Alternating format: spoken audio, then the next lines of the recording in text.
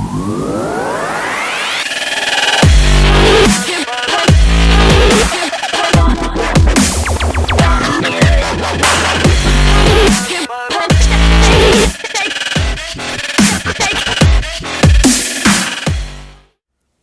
I'm Ethan Bates. Hi, I'm Logan Perkins, and welcome back to the 4th episode of the Hornet News Network.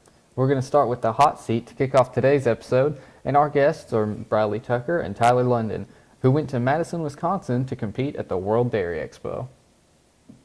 Hi, and welcome back to today's edition of the Hot Seat. Today, we're with Brilee Tucker and Tyler London, who recently competed at the World Dairy Expo in Madison, Wisconsin. So, can you tell us a little bit about what the World Dairy Expo is? Well, the World Dairy Expo is a 5-day annual event in Madison, Wisconsin. We have cattle shows up there and highlights the newest technology to the dairy industry. It's probably one of the biggest events for the dairy industry.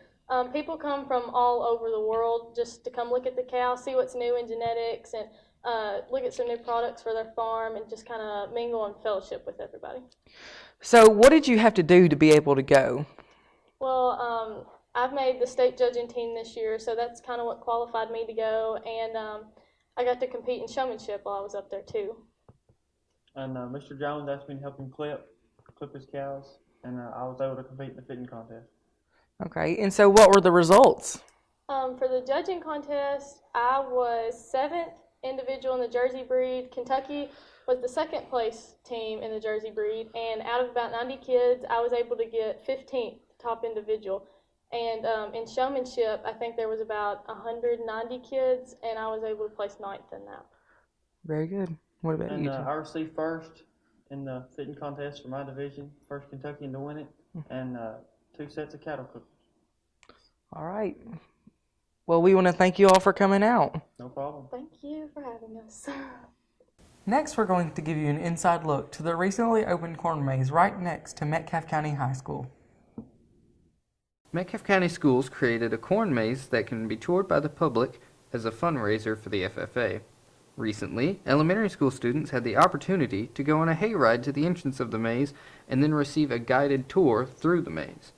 We spoke to Miss Lynn Hawkins about these activities. Hi, we're here with Lynn Hawkins, coordinator of the Metcalfe County Corn Maze, which has been sponsored through a grant called Farm to Table. So tell us, who thought of the idea of a corn maze?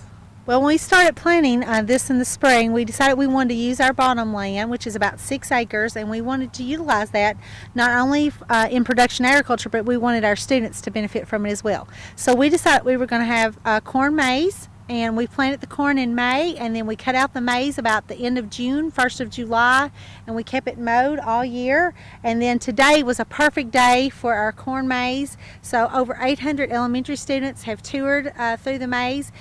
Everything here is locally grown.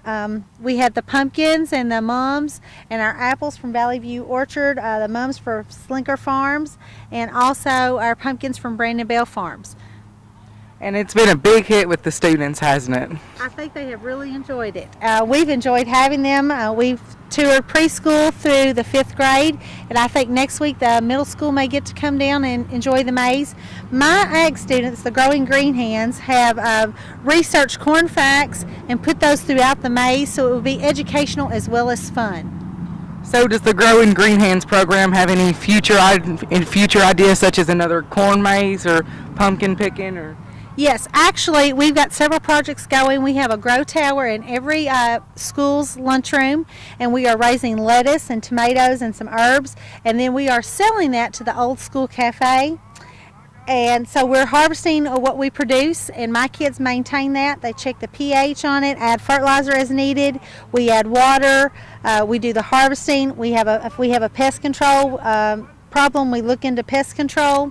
So it's all hands-on agriculture. And then the elementary students got to raise pansies this fall, and my students kind of oversaw that, and we went and checked water and make sure the pansies were growing properly, the heat, the temperature was correct. And so tomorrow is their big day for pansies. If you get to go to the fall festival, they are selling their pansies that they've raised. And our job is to promote agriculture preschool through 12th grade. And my students have also been out in the community, and they're getting ready to do a program with the Metcalfe County Cattlemen's Club in December. We worked on the corn maze, setting up the decorations, and not only providing the facts for the corn maze, but also helping put those up. Tonight, we're excited because we're turning the maze into a haunted maze, and it supports the FFA. It's $2. We'd love for everybody to come out. It's open from 7 to 10, and the proceeds, of course, go to the Metcalfe County FFA, and it will be open this weekend, Friday and Saturday, and then next weekend, the 27th and 28th. And we'd love to scare the daylights out of you. All right, well, we want to thank you for coming out tonight, and we also want to thank the Metcalfe County Extension Office for being kind enough to buy all these elementary school students pumpkin muffins. Now, we also had the opportunity to get a first-person experience of the maze that we're going to share with you all.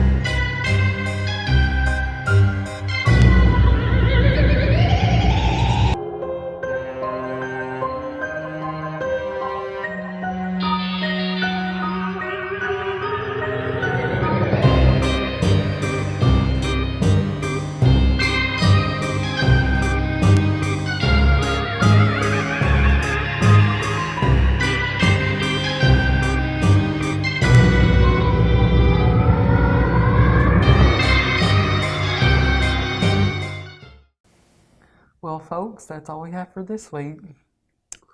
Thanks for tuning into this episode, and be sure to come back next week for another episode of the Hornet News Network. We'll see you next time.